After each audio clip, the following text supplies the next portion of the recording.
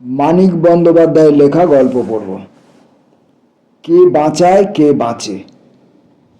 কে বাঁচায় কে বাঁচে, মানিক বন্দ্যোপাধ্যায়। সেদিন আপিস যাওয়ার পথে মৃত্যুঞ্জয় প্রথম মৃত্যু দেখল, অনাহারে মৃত্যু। এতদিন শুধু শুনে আর পড়ে এসেছিল ফুটপাতে মৃত্যুর কথা, আজ চোখে পড়ল প্রথম। ফুটপাতে হাঁটা তার বেশি প্রয়োজন হয় না, নইলে দর্শনটা অনেক আগেই ঘটে যেত, সন্দেহ নেই। বাড়ি থেকে বেরিয়ে দু পা হেঁটেই সে ট্রামে ওঠে, নামে গিয়ে প্রায় অফিসেরই দরজায়। বাড়িটাও তার শহরের এমন এক নিরিবিলি অঞ্চলে যে সে পাড়ায় ফুটপাতও বেশি নেই, লোকে মরতেও যায় না বেশি।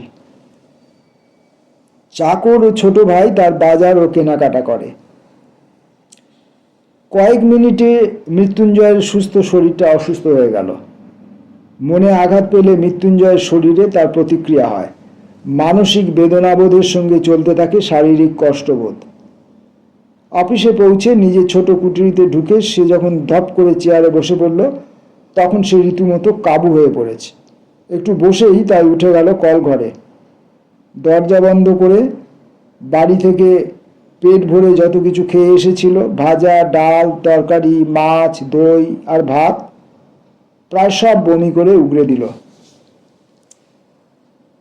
পাশের কুঠুরি থেকে নিখিল যখন খবর নিতে এলো, কলঘর থেকে ফিরে মৃত্যুঞ্জয় কাচের গ্লাসে জল পান করছে।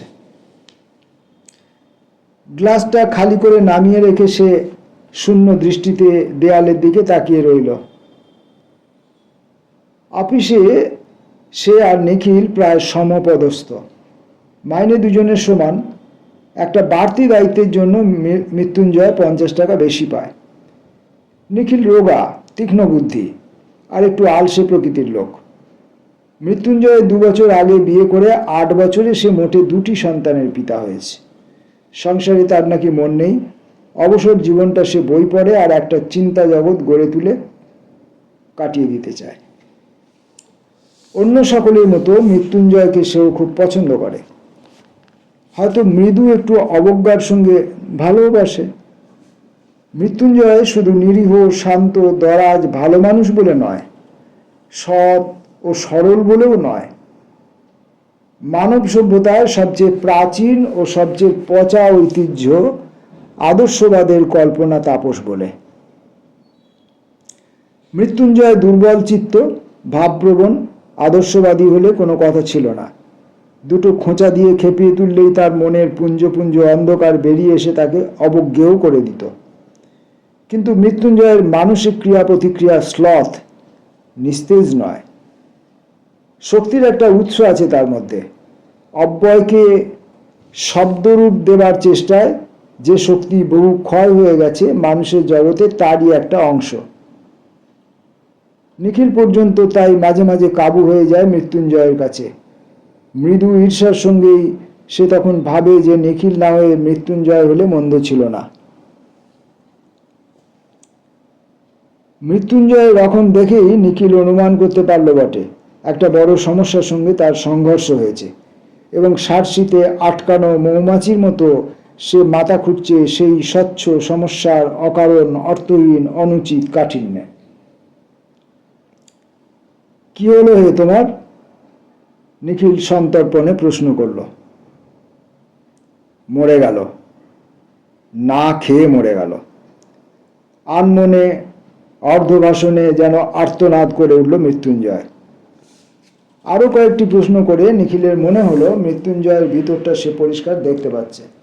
ফুটপাতে অনাহারে মৃত্যুর মতো সাধারণ সহজবোধ্য ব্যাপারটা সে ধারণা করতে পারছে না, সেটা আশ্চর্য নয়।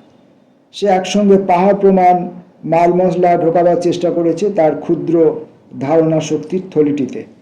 ফুটপাতের ওই বিভৎসতা, ক্ষুধা অথবা মৃত্যুর রূপ, না খেয়ে মরা কি ও কেমন, কত কষ্ট হয় না খেয়ে মরতে, কীরকম কষ্ট, ক্ষুধার যন্ত্রণা বেশি না মৃত্যু যন্ত্রণা বেশি, কোনটা ভয়ঙ্কর? অথচ নিখিল প্রশ্ন করলে সে জবাবে বললে অন্য কথা।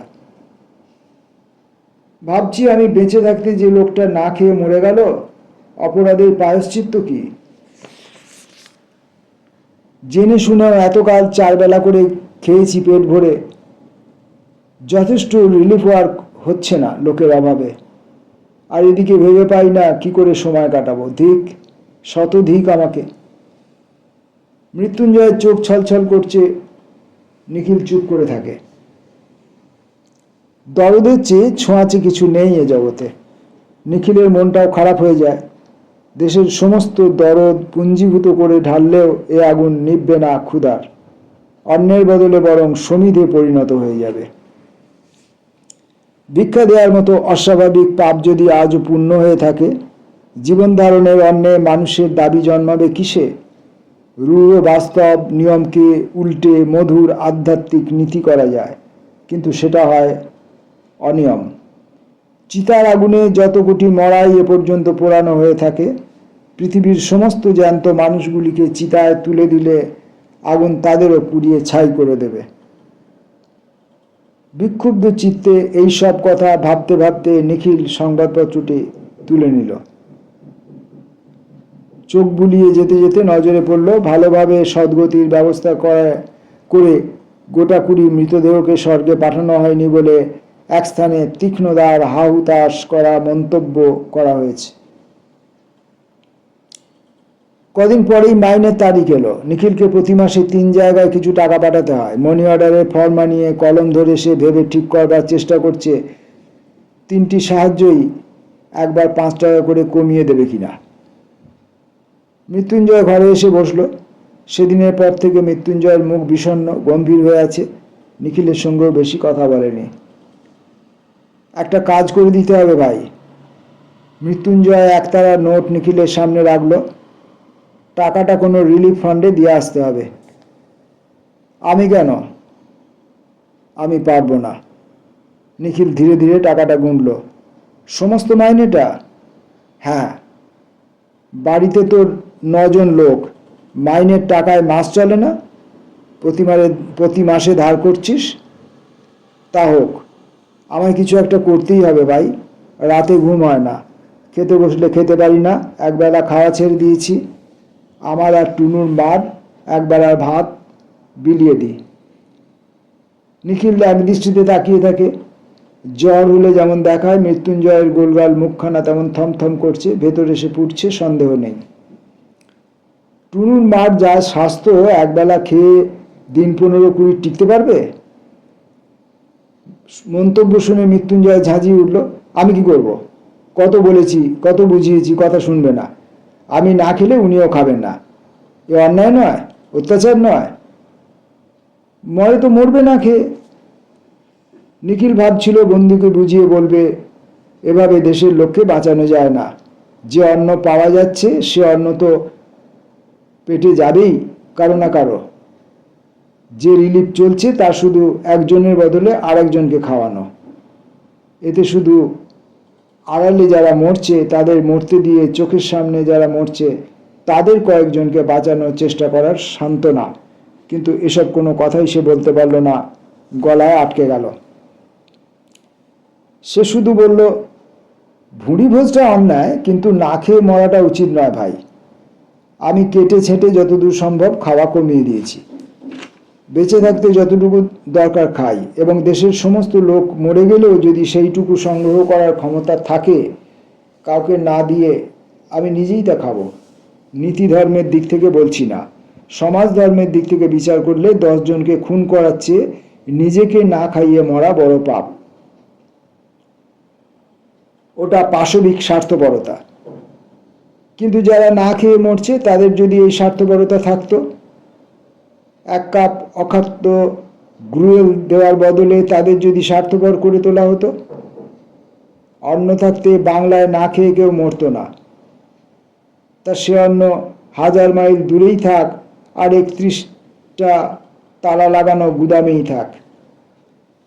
তুই পাগল নিখিল, বদ্ধ পাগল, বলে মৃত্যুঞ্জয় উঠে গেল। তারপর দিন দিন কেমন যেন হয়ে যেতে লাগলো মৃত্যুঞ্জয়। দেরি করে অফিসে আসে, কাজে ভুল করে, চুপ করে বসে থাকে, একসময় বেরিয়ে যায়।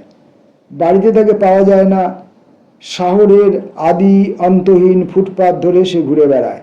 ডাস্টবিনের ধারে, গাছের নিচে, খোলা ফুটপাতে যারা পড়ে থাকে, অনেক রাত্রে দোকান বন্ধ হলে যারা হামাগুড়ি দিয়ে দোকানের রোয়াকে উঠে একটু ভালো আশ্রয় খোঁজে, ভোর 4টে থেকে যারা লাইন দিয়ে বসে, দাঁড়িয়ে দাঁড়িয়ে মৃত্যুঞ্জয় তাদের লক্ষ্য করে। পাড়ায় পাড়ায় লঙ্গরখানা খুঁজে বার করে অন্য প্রার্থীর ভিড় দেখে। প্রথম প্রথম সে এইসব নরনারীর যতজনের সঙ্গে সম্ভব আলাপ করত, এখন সেটা বন্ধ করে দিয়েছে।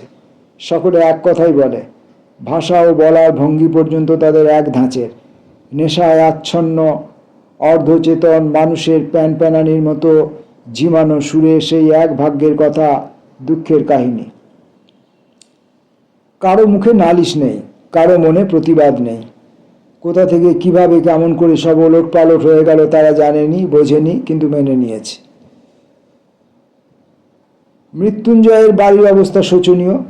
টুনুর মা বিছানা নিয়েছে, বিছানায় পড়ে থেকেই সে বাড়ির ছেলে বুড়ো সকলকে তাগিদ দিয়ে দিয়ে স্বামীর খোঁজে বারবার বাইরে পাঠিয়ে দেয়।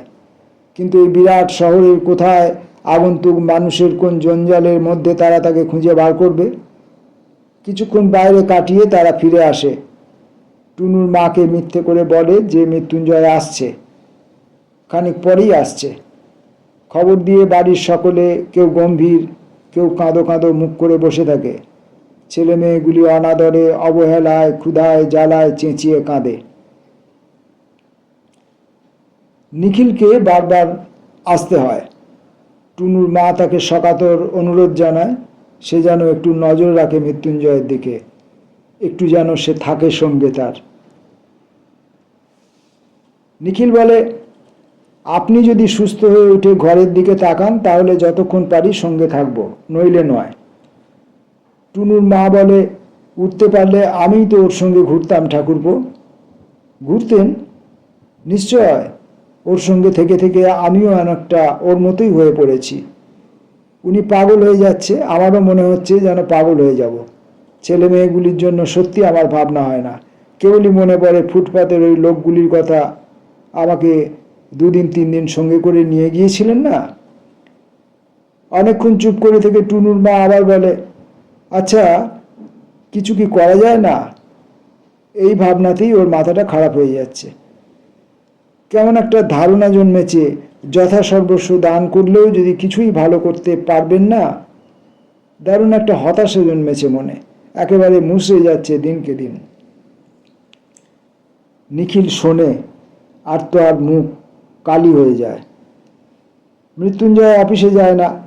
নিখিল চেষ্টা করে তার ছুটির ব্যবস্থা করিয়ে দিয়েছে। অফিসের ছুটির পর সে মৃত্যুঞ্জয়ের কাছে যায়। মৃত্যুঞ্জয়ের ঘোরাফেরার স্থানগুলি এখন অনেকটা নির্দিষ্ট হয়ে গেছে। ঘন্টার পর ঘন্টা সে মৃত্যুঞ্জয়ের সঙ্গে কাটিয়ে দেয়।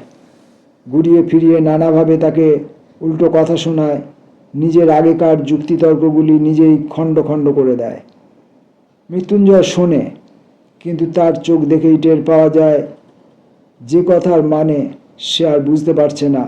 তার অভিজ্ঞতার কাছে কথার মার প্যাচ অর্থহীন হয়ে গেছে। ক্রমে ক্রমে নিখিলকে হাল ছেড়ে দিতে হয়। তারপর মৃত্যুঞ্জয়ের গা থেকে ধুলিমলিন সিল্কের জামা অদৃশ্য হয়ে যায়। পরনে ধুতির বদলে আসে ছেঁড়া ন্যাকড়া। গায়ে মাটি জমা হয়ে দৃশ্যমান হয়ে ওঠে। দাড়িতে মুখ ঢেকে যায়। ছোট একটি মগ হাতে আরও 10 জনের সঙ্গে সে পড়ে থাকে ফুটপাতে, আর কাড়াকাড়ি মারামারি করে লঙ্গরখানায় খিচুড়ি খায়। বলে, গাঁ থেকে এইছি, খেতে পাইনি বাবা, আমায় খেতে দাও।